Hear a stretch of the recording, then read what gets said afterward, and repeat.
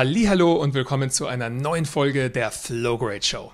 Ich bin Max Gotzler, dein Gastgeber, und heute freue ich mich sehr, dir einen für mich sehr besonderen Menschen zu präsentieren. Jemandem, dem ich schon lange folge und der mich auf meiner Laufbahn als Unternehmer und vor allem als Autor sehr inspiriert hat. Sein Name ist Derek Sivers und Derek hat einen super spannenden Lebensweg hinter sich. Zum einen war er Musiker. Dann hat er ein Unternehmen gegründet namens CD Baby, das er sehr erfolgreich nach 10 Jahren verkauft hat. Und daraufhin wurde er zum bekannten TED-Talker und Autor, der mittlerweile Tausende von Leuten mit seinen E-Mails erfreut und seinen Büchern. Er arbeitet gerade an einem sehr, sehr spannenden neuen Buch namens How to Live und darüber sprechen wir unter anderem in der Episode. Ich habe mich wahnsinnig gefreut. Ich war tatsächlich ein bisschen aufgeregt, mit Derek zu sprechen, denn da ich ihm schon so lange folge, wollte ich wirklich, dass das ein Erfolg wird. Und ich habe mich gut vorbereitet und wir sprechen über 3 grundlegende Themen. Zum einen Zeit, wie er mit Zeit umgeht, dann über den Flow-Zustand und was für ihn Flow bedeutet, wie er hineinkommt und was er macht, wenn er mal einen nicht so guten Tag hat. Und zu guter Letzt sprechen wir generell über das Leben, über die aktuelle Situation mit Covid-19 und was ihn dazu inspiriert hat, sein neues Buch How to Live zu schreiben. Darin finden sich dann etwa 25 unterschiedliche Perspektiven auf das Leben. Ich freue mich schon sehr auf das Buch. Und wenn du nicht verpassen willst, wenn es rauskommt, dann schau gerne mal vorbei auf den Shownotes und zwar auf flowgrade.de/Derek Sivers. Ganz einfach, der Name meines Gastes. Ich wiederhole, flowgrade.de/Derek Sivers. Dort findest du die Shownotes, Zitate aus der Episode sowie weiterführende Links zu Dereks Webseite, seinen Büchern, seiner Musik und seinen generell Werken. Jetzt, diese Episode ist in englischer Sprache. Das heißt, wenn du es nicht so gut verstehst und gerade den Podcast nur audiomäßig hörst, dann schau mal vorbei auf YouTube. Dort kannst du die Untertitel hinzuschalten und auf den Shownotes findest du weiterhin Übersetzungen von den Kernpunkten. In einem separaten Video werde ich dir auch noch die Kernpunkte aus der Episode hier mit Derek Sivers präsentieren. Jetzt aber erstmal ohne viele weitere Worte viel Spaß mit dieser Episode und dem unglaublichen Derek Sivers. Go for flow. I said, empty your mind. Be formless, shapeless, like water. Now you put water into a cup, it becomes the cup. You put water into a bottle, it becomes the bottle. You put it in a teapot, it becomes the teapot. Be water, my friend. Hi, Derek. Welcome to the Flowgrade Show. I'm really excited to have you. Thanks, Max. Me too. And my first question for you would be, because now we meet digitally for the first time, but what if we would have run into each other in a cafe in Munich, which I know you considered to at some point, based on your blog, moving to. Yeah. And we would have started talking and I would have come up with the question, so what do you do in life? What would your response have been? Well, it's funny. It depends. If it was you and I wanted to talk to you, I would probably call myself an author now. But that's a pretty new thing for me. On the other hand, if you were a stranger, when somebody says, "What do you do?"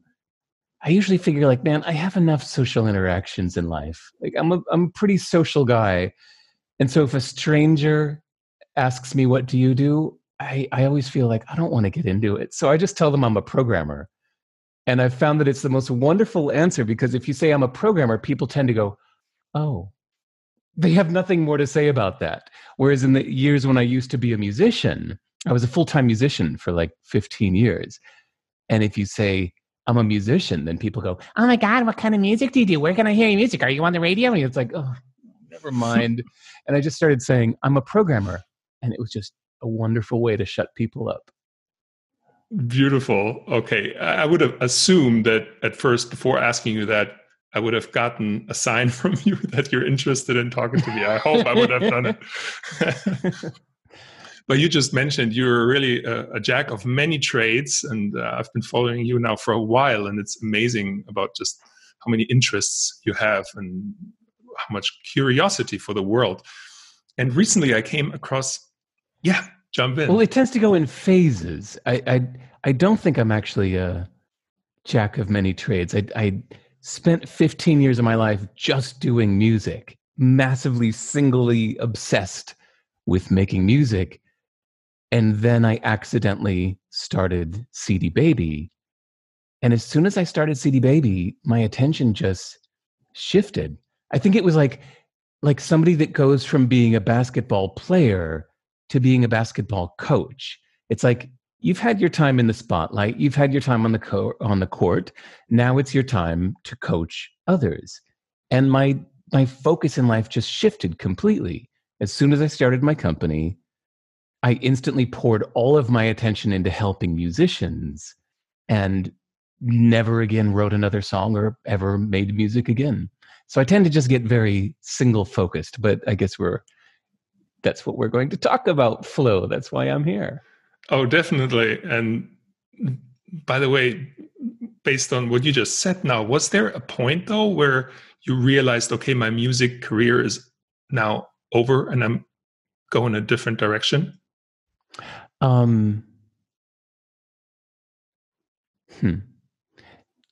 Imagine you're walking by a lake for a long time, and then you come up to a great mountain in nature and you say, oh, I'm going to climb that mountain.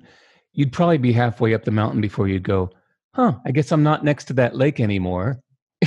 So it's like, it wasn't a conscious decision, like I am going to no longer make music, just like you wouldn't decide, I'm not going to walk by that lake anymore. Instead, you're just focused on something more exciting. And there we are, actually right in the middle already with our first topic that I wanted to inquire about, which is how to deal with time. And I recently came across a quote actually that made me think of you. It was by Ram Dass, the late and great thinker Ram Dass, who once said, if you want to live high, you have to live outside of time. And all of a sudden, Derek Sivers popped into my head based on what I've read from you and how you make decisions on like moving to different places. For example, by just feeling uncomfortable, it seems like that you all of a sudden move, not based on any time frame. Yeah. And especially now, I think that a lot of people right now in this crazy world, in this situation, are thrown into totally different lives. And time becomes a new concept for many of them. And as someone who plays around with time a little differently, my first question would be, what role does time play when you go about your day, when you work, when you make plans? I think it's kind of moot. We'll talk about it from two different aspects. Okay, so for one, work.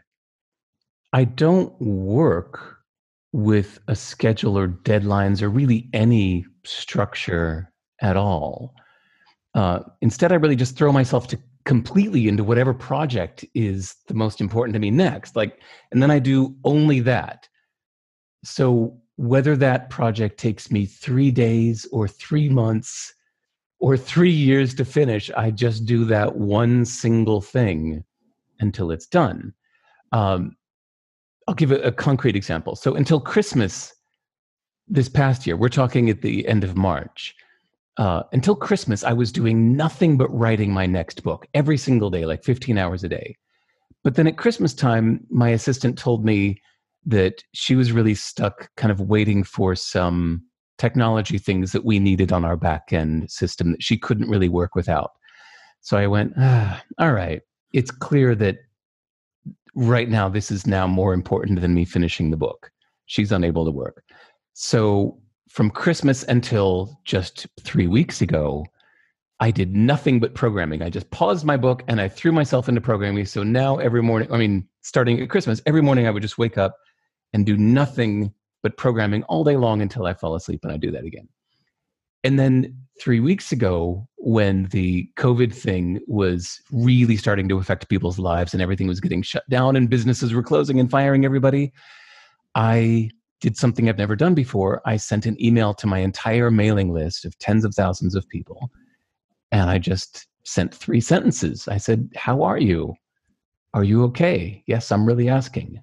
And something like 7,000 people replied. Wow. And I went, oh God. And now so for the last 3 weeks until 2 days ago, I did nothing 15 hours a day, but answer about 600 emails a day for 15 days until I was done. And so that's the role time plays in my life. I don't look at clocks. I don't have a schedule. I don't have a structure to my day. I tend to just throw myself into one thing at a time. And now that I've answered all those emails, I'm going to go back to finishing my book as I was doing before Christmas. So that said, I don't think this is the best way to be. Like ideally, I wish that I would stop for 2 hours a day to practice my Portuguese, or maybe work on my book for 4 hours every morning first, and then throw myself into answering emails or programming. But I have this thing in me that I don't like it when things are incomplete. And when I'm in the mode, in the flow, as you know, we're going to talk about flow, I just get so into this one thing that everything else I ever did in the past is just, it's gone. I'm not thinking of it. Okay, so I said we were going to talk about two aspects of this. The second one is parenting. So having a baby, I had a kid, well, he's 8 now, so 8 years ago.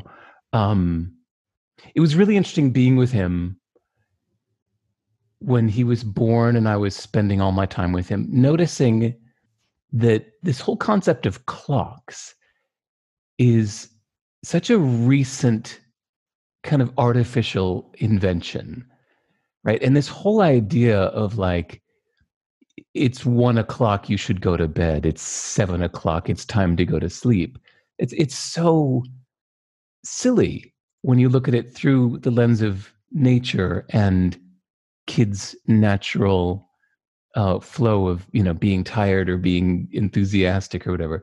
So yeah, ever since he was born, he and I, whenever I'm with him, all devices are off, all clocks are moot. We just hang out and go by whatever time scale he's feeling, you know?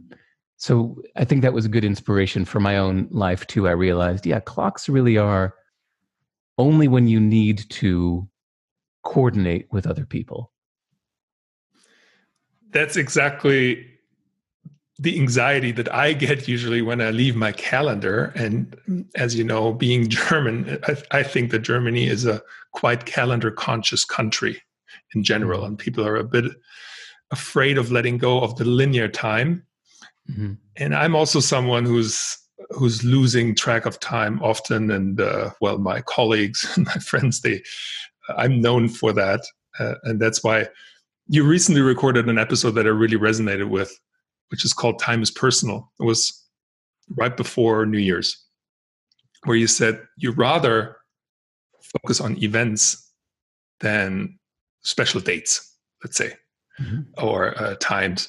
And a follow-up question now on what you already said is, how do you deal with the expectations that the outside world has of you in terms of your calendar? Like, how do you get out of your calendar and not feel anxious about it? Well, number one would be trying to avoid the situation where you're expected to do something on a certain calendar date. You know, if you can adjust your life in a way that you say, well, this will be ready when it's ready. And people just learn maybe through reputation and reliability that you will get it done in a good amount of time. But no, it's not going to be by 1 o'clock on Thursday. It'll be when it's done. So I guess I'm lucky that nobody in the world, except maybe tax payments, are expecting anything by a certain particular date from me. I try not to make those promises. So like right now, there are only 2 things that I really ever put into my calendar for the last 10 years, and that's flights and interviews. Those are the only 2 things where I have to be somewhere at some pre-coordinated time. And the last 6 years, I was living in New Zealand, raising a kid, and I wasn't flying anywhere, and I did no interviews for 5 years. So literally for the last 5 years, I'd say, I didn't even keep a calendar. Like there was no, even the app on my phone just had absolutely no entries in it. And I never looked at it. But when I was in college, in Boston, same as you. Yes. That in common. In college you have a class at 9 a.m., you have a class at 1 p.m., you have a class at 4 p.m. So I would keep one of those, I think they call it like an executive planner, where it's like an actual paper book with every hour of every day written with a little line entry. And I would schedule every hour of every day. And I loved it. If I had 1 hour in between classes, I'd say, okay, that's an hour I'm going to work on my jazz piano scales. And I had 2 hours here, and I'd say, I'm going to go running for 1 hour, I'm going to shower, and then I'm going to practice my arpeggios for an hour or whatever. It was music school. So I actually really liked living that way, and I got so much done and made so much progress in my life that I've considered doing that again. But I just haven't, because I'm always so into what I'm doing right now that I just really enjoy doing it to completion, as we talked about.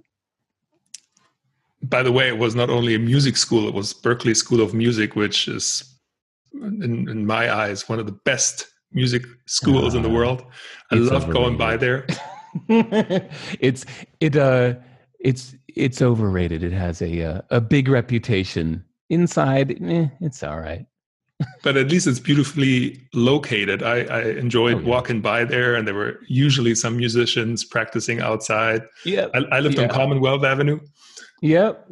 So then that was my path, and I always enjoyed it. That's true. I kind of miss that thing of like to walk by a building and see a whole bunch of musicians like hanging out on the street with a guitar, even like a saxophone or playing. And that's pretty cool. I miss that. Now, you as a musician, you deal a lot with rhythm, and in music, rhythm is an important aspect of music. And for me personally, it's also in life. Like I'm actually someone, if I'm not in a rhythm, I can't build up momentum. Yes. And now with your lifestyle, I imagine it to be quite hard. You pointed to your 8-year-old that your kid is sort of, I think, giver of rhythm in a way to you when he gets tired or wakes up in the morning. But do you have any routines or anything that sort of establishes a rhythm that you feel comfortable in and that kind of helps you build momentum? No, I don't know why. Off the top of my head right now, rhythm and momentum feel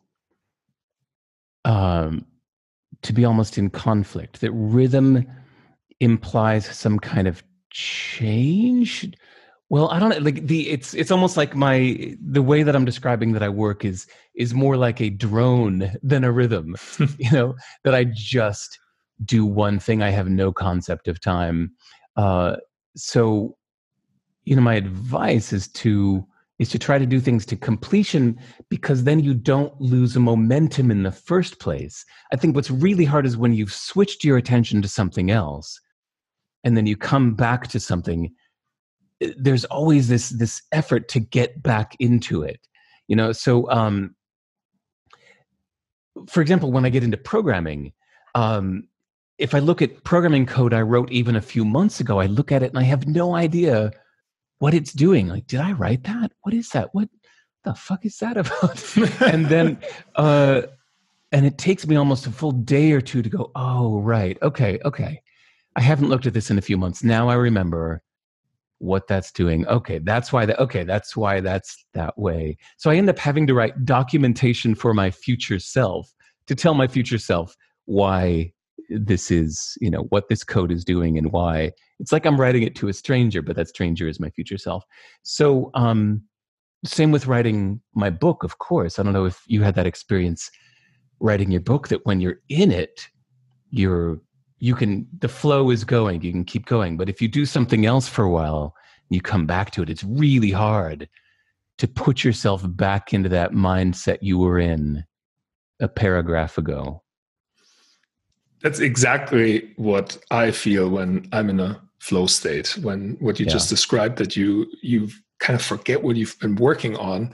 It can happen to me as well when I'm writing, that I wake up like 3 in the morning all of a sudden from working. In a way, it feels like a waking up experience. And all of a sudden it's dark outside. I have no idea what time it is. I'm just discombobulated in a way all of a sudden that what have I been doing for the last 6-7 hours? And I was in a complete flow state. And for me, this is kind of what you just described as being in momentum. And now, which on that point though, it's because I did jet lag for many years. I used to go back and forth between Singapore and US, or Singapore and America, or whatever. I was dealing with jet lag a lot. And I just decided not to fight it. That if suddenly I was falling asleep at 5 p.m. and waking up wide awake at 2 a.m, I'm like, all right, I'm going to just roll. I'm not going to beat myself up for it. It's like, well, this is where my energy is right now. So I'd get up at 2 a.m. and I'd start working. And, it would eventually fall into place. But I think there's a lesson in that, even for those of us that aren't jet lagged, that you just go with your natural energy. And if there are times that it's 3 p.m. and you're tired and you don't want to work, well, then that's a good time to just lay down on the couch and do nothing for half an hour, instead of laying down on the couch and doing nothing when your friend wants to watch TV, or something like that. You could say, nope, sorry, I'm not going to be watching that show with you. I'm totally into what I'm doing. Just honoring your natural energy. It seems to me, though, that you need to be quite in tune with your emotions and also what you kind of want to do right now. And I think a lot of people are actually struggling with that, not knowing what they should be doing at the moment, what they actually want to do. Well, isn't that related to what it means to be in flow? But to me, okay, when I read that book, Mikhail Csikszentmihalyi wrote the book about flow.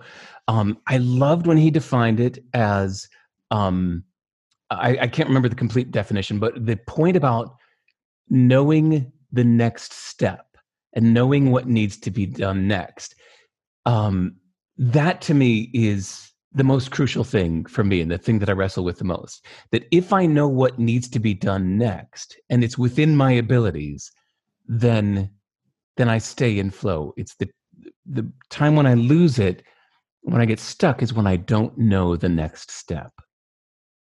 And when you mention people in their lives, they don't know, I don't know what I'm doing with my life. Well, that's by definition then the enemy of the flow state, is not knowing what's next. So first you have to figure out some way to figure out what's next, and then you can throw yourself into it.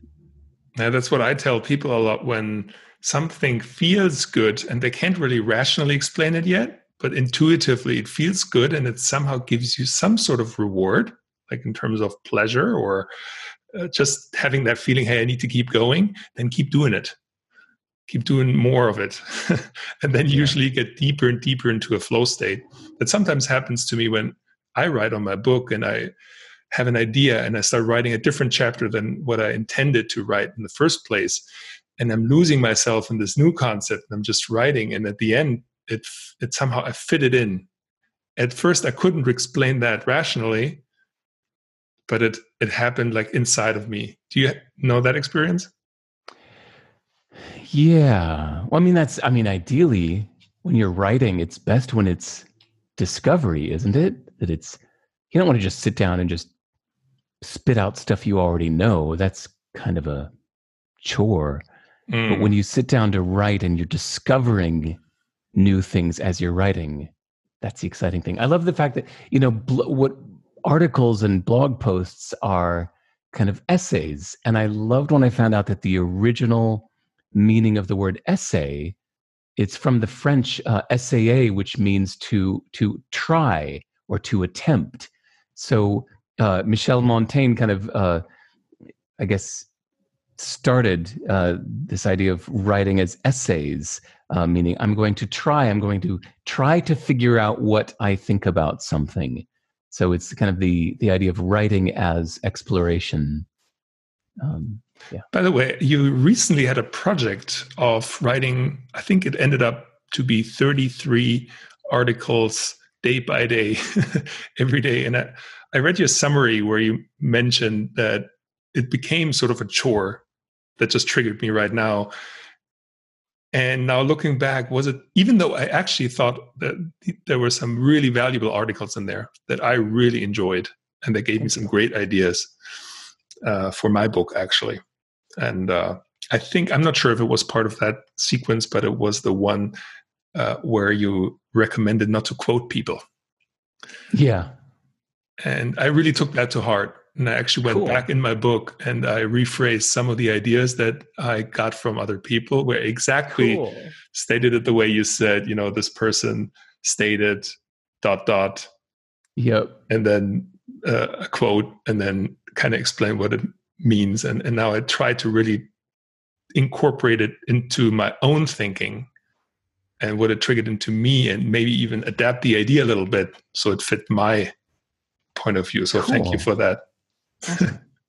So, but I mentioned this project because it seems to me that this was actually something that maybe got you out of balance a little bit. And then I think flow is something when you get out of balance and you can't get back in. I find it highly interesting what go-to methods they have to get back into a productive writing flow. Yeah. So what is that for you? Yeah, I'm a little embarrassed of that. When I started out writing an article a day, I didn't think it was going to only be for 30 days. I really thought optimistically, I'm going to just do this from now on. I'm going to make this my top priority. This is my job. I'm going to write a new, interesting article every day. And yeah, after 30 days, I just found that I wasn't able to get much else done. I don't write quickly. I write very slowly. So I was spending like 5 hours a day on my article instead of and I've described to you the way that I like to work, right? I love to just do one thing at a time. And suddenly it was like every single day was split into parts. There was this first 3 to 5 hours of the day where I was trying to write my article that I've promised the world I would do. But then I also found that from the audience point of view, it used to be that when I would post an article on my site, it was kind of a more rare event. And so I'd post an article and everybody would read it and it would get 350 comments or whatever. And then with the new articles, once I was posting every single day, some of them were getting like 3 or 4 comments. I was like, wow, like I'm trying harder than ever and people are reading less than ever because I think I'm just writing too much. So I don't know. I'll find my balance. But you asked about like, how do I get back into flow? I think it's that thing I just said about finding the next step. That whenever I find that I'm not in flow, I have to ask myself, what is the next step? So I'll actually get kind of meta. I'll go into my journal and I'll write, okay, I'll start asking myself questions. What am I doing? Why am I doing this? What's the ultimate outcome? Where am I at in the process? What are the big steps? Okay, which big step am I on now? What are the little steps? What is the next little step? And what is the next little step after that? Is it small enough for me to handle, or am I stuck because it's too big? Do I need to break it down smaller? So I just get meta and ask myself these questions, and usually that helps me figure out, okay, right, and now I remember what I'm doing. Now I know the next step. By the way, that brings me to another idea that you put into my head, which I haven't started yet, but it is the idea to write your own autobiography and starting with the last chapter. And how did you come up with that idea? And have you already written your autobiography?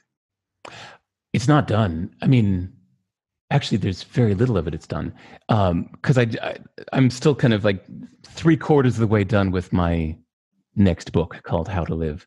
So I just want to finish that first. But the idea with the autobiography is, how cool would it be to keep writing it your whole life? And when I say you're always writing the last chapter, I mean the last chapter is always now. You don't number them in advance. You just say, okay, whatever phase in my life I'm in now, this is the part that I'll be writing. And you have to go back and fill in the backstory at some point. So you kind of write backwards. You could start with now and fill in the back. Or if you have plenty of time, hurry up and write from the beginning.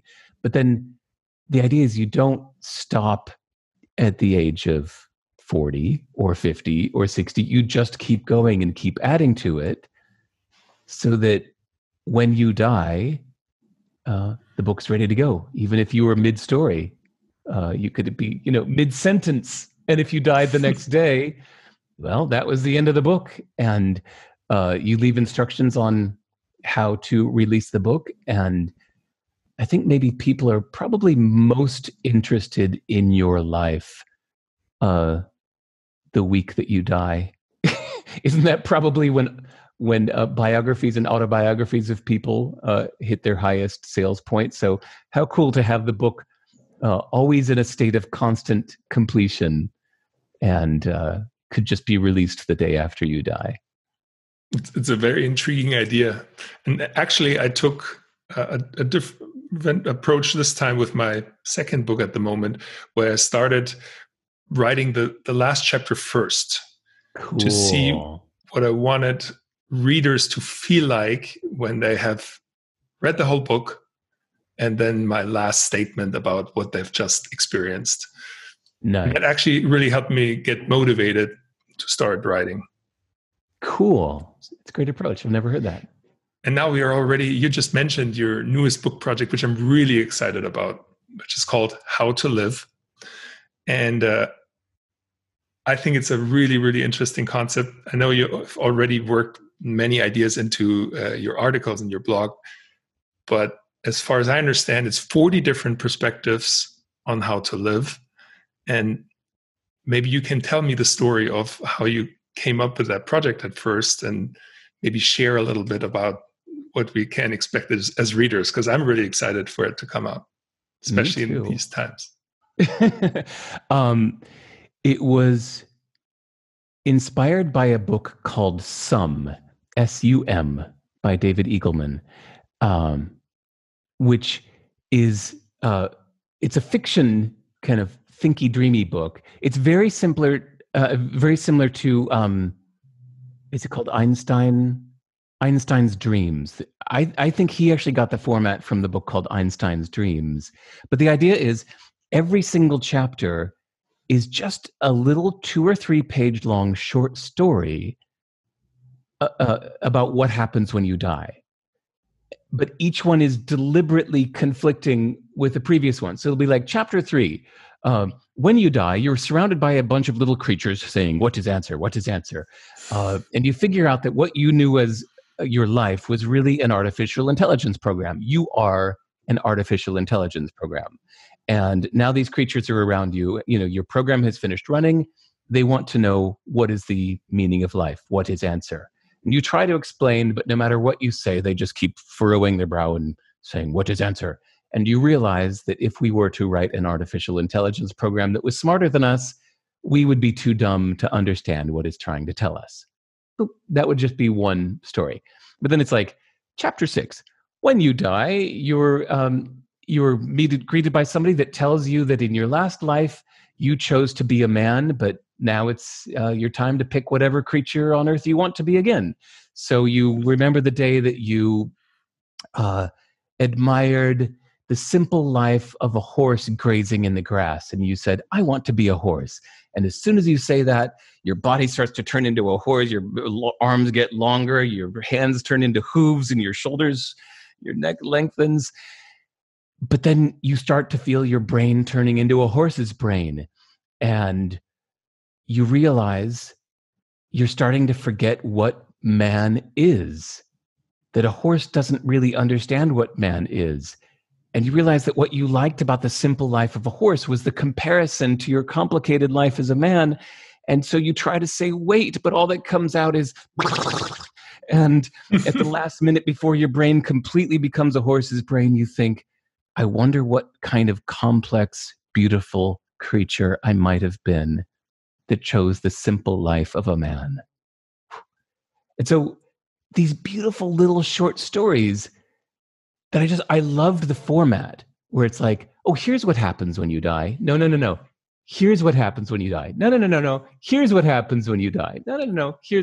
What a gorgeous, brilliant, creative format to write a book in. 40 conflicting answers to the same question. What happens when you die? So I read that book. I loved that book. I read it again. And one day, while I was driving, I went, oh my God, I want to write a book called How to Live. And every chapter will deliberately conflict with the previous one. It'll be 40 answers to one question, how to live, and each one disagreeing with the previous one. So, so that's what it is. I don't know if it's going to be 40. It'll probably be more like 25 answers. But what's so exciting about it to me, and what I've kind of discovered while writing it, is that there are many, many, many completely valid and basically true approaches to life. And they conflict with each other. So you could say, rightly, that the way to live is to delay gratification, that you should live for the future. Your present self should be in service of your future self, that you should be always working towards making a brighter future, both for yourself, and then if you continue that idea, for your kids, for your grandkids, for the world, you should defer all gratification in order to make the world a better place. Look at the magic of compounding interest and use that as your guiding law of physics. And you can elaborate on that infinitely. And then you can also say, No, I said, what a beautiful idea. And I'm even more excited now about so that's just like, that's one idea. You could say, okay, that's how to live, defer gratification. But then a minute later, you could say, wait, here's how to live. Fill your senses. Like, oh my God, we're only on Earth for a short time. See everything, hear everything, taste everything, do it all, go everywhere. And if you really believe that this is the correct way to live, then you're going to need a system, because left to your own devices, you'll kind of randomly walk in the same areas and listen to the same things. So no, if you really believe that the meaning of life is to fill your senses, and see it all and taste it all, well, then you need to be systematic about it. You need to never listen to the same thing twice. You need to never go to the same place twice, never eat the same thing twice. And if you're going to do that, well, then you might as well have one of these guidebooks that tells you, 1,001 places you must see before you die, and systematically go to all those places and find the best food in the world, the best restaurants, and systematically go through them, and listen to the best music ever made, but never more than once, because there's always something more to listen to. And this would be a wonderful way to approach life. And it keeps going and it keeps going. And each one of these conflicts with the other. But that's the fun thing about writing it, is as I'm writing it, every single chapter I'm writing on, I get so into that philosophy that I think, oh my God, this is the way to live. And then I finish that chapter and it's on to the next chapter, which is completely in conflict with the previous one. It's a blast. Is there Thanks for allowing the monologue. Sorry to interrupt. Go ahead. I would, I think you're someone that I could listen to for hours just monologuing. I'm serious. I know your podcast episodes are really short, which I also enjoy, but you have a very beautiful way of expressing yourself. And it really, I think just the way you speak and you describe things is quite inspirational in itself. So thank you. Another compliment from me. Well, thanks for indulging me. I always feel guilty when I go on like a long monologue rant like that. So thank you. I have another question regarding that. Is there one philosophy that you've came across that now in this current situation with COVID-19 made you change your perspective on life? Or maybe the other way around, is there the situation right now that inspired one of the philosophies you're writing? No. To me, the different approaches to life all exist in my head at the same time. So I don't think that something would happen in the world to make me say, this is now the right one, because I think I disagree with the idea of the right approach to life. But Stoicism is a little overhyped right now, but at its core, it's about preparing yourself for a more difficult future. So I think that living with the unknown, where you don't know what the future holds, it's interesting to assume the worst, to expect things to get worse, or maybe if you were expecting things to get worse this whole time and then now they just did, then it's no big surprise to you. It's not devastating. Even coming to terms with your own death. This idea of asking yourself, well, what's the worst that can happen? So being deliberately pessimistic is to not look on the bright side, but to go darker and deeper and ask yourself, well, what is the worst possible thing that could happen? Or let me name 20 terrible things that could happen, and to actually make your peace with those things and come to terms with the fact that the worst that could happen is not that bad. And in fact, it's fine. And if you're cool with that, well, then anything that happens is okay. So 2 weeks ago, especially when I guess it's been 3 weeks ago now, when I originally sent that email out to my whole mailing list, and all of these emails from people came pouring back with just thousands of people that were just devastated, and things like, oh my God, my father just died and now my wife is coughing and can't stop. I think she may have it, and I was just fired and we can't pay next month's rent. And I'm here in a strange country where I don't have any friends and I can't afford to fly home and I don't know what I'm going to do. And I read so many emails like that it got to me, and I found myself feeling like not a panic attack, but like the bigger, slower sense of like, oh man, we're all fucked. And I just kind of shut off the computer for a bit, walked in the forest for a bit. Birds are chirping in the trees. They're just fine. In fact, I'm just fine. And I was just kind of going through the scenarios like, well, what's the worst that could happen? I die. It's like, is that so bad? No.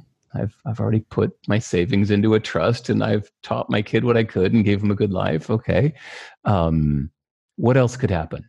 I lose everything I have and I fall deep into debt and whatever. Is that so bad? No. As long as I'm able to write and read, I'm happy. As long as I'm allowed to, get out of the forest. Oh, okay. What if I lost my health so bad, but was still alive and could never go outside again? Is that so bad? I don't know. I'd be okay with that. It's not ideal, but I'm cool with that. So I just play through these awful worst case scenarios in my head and make my peace with it. And then I'm okay.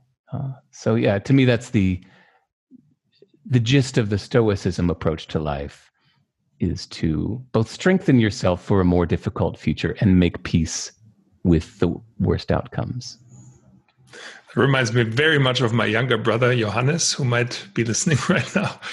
And because he always asked when we were children, my mom, so my grandmother lived up in the mountains in a house with very few houses around. And he would always ask, so what if grandma can't drive there anymore? And then my mom would say, she would walk. He said, well, what if she loses both her legs? And then my mom would say, well, then she crawls. And what if she loses both her arms? And then she's like, then she would Then we die. make her a cool Darth Vader suit. And he was only happy when he found out what the worst possible scenario was. And he thinks like that until today. So he has a very similar approach in always expecting the worst, but hoping for the best. Nice. So now you mentioned all your... Sorry, now I just have this image of your grandmother with no arms and legs shimmying up a mountain. Well, actually, she's still in shape. She's 95 years old now. And nice. So I think she still could walk up there at nice. the moment.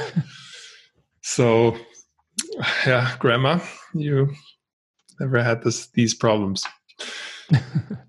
So I understand that you had some kind of bonus round questions for me that we could do kind of a lightning round of quick Exactly. I was just jumping for this. On the first one, because this kind of relates to maybe what you want to also put into your readers' heads, minds. And it's a question. I'm excited for your answer, which is, if you could plant one thought into the minds of all the listeners right now, and maybe your readers, and all the people who send you emails, who would that thought be? One thing? Generosity is worth it. Okay. Generosity is worth it. Very nice. We leave it at that. Next question. What are you afraid of? Voters continuing to elect harmful leaders. I also just leave it at that. With what person would you like to change shoes for one day? All of them. It's my life's fascination to understand what it's like to be someone else. So ideally, if I could trade places with everybody for a day, that would be my favorite answer. But if I had to pick one person, I would pick the person that is, I would pick a person that seems the most unlike me. Say like a woman in Guatemala or Tibet or Tokyo, that I think would be culturally as different from me as possible. I would love to be in her head for a day, to see what it's like to be her, to hear and understand her belief systems and values, see the world through her eyes, and then see how people treat her so I can understand what that's like. That would be my dream. Thank you for sharing this. And we are to the last question, Derek, for today. What do you believe to be true, even though you cannot prove it? The future will be better than the past. What a beautiful way to end this wonderful episode. Yay for lightning round. Well, Derek, obviously I'm going to link to all your, to the website, and especially mention to my readers and listeners once your book comes out. I'm not going to ask you when it's going to come out, because I know it's going to come out. Good point. Yeah, whenever it's ready. Yeah, soon. But I really, really enjoyed this episode. At this point, I just want to say thank you for your time. And also personally for me, thank you for all the inspiration you've given me as a writer and as an entrepreneur and as a human being.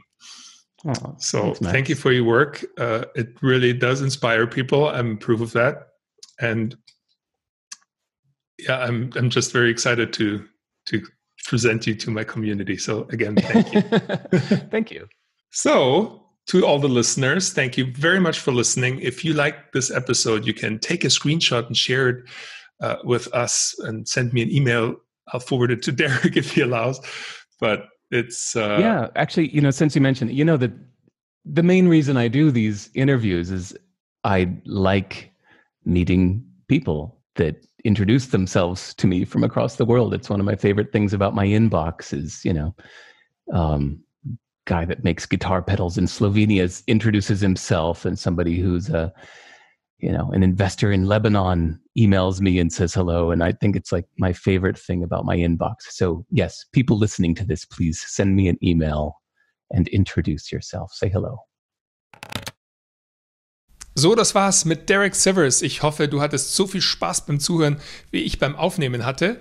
Und wenn dir die Episode gefallen hat, dann sag gerne Hallo, mach einen Screenshot auf deinem Handy, teile ihn auf Instagram oder auf Facebook mit @Flowgrade und @Derek Sivers. Auch wenn Derek noch nicht so wirklich auf Instagram aktiv ist, hat er einen Instagram-Account. Ansonsten schau gerne mal vorbei auf den Shownotes auf flowgrade.de/Derek Sivers für die Zitate aus der Episode sowie weiterführende Links. Und folge gerne diesem Podcast auf Spotify, auf iTunes oder auf YouTube. So, jetzt bis zur nächsten Episode. Ich bin Max Gotzler. Go for Flow.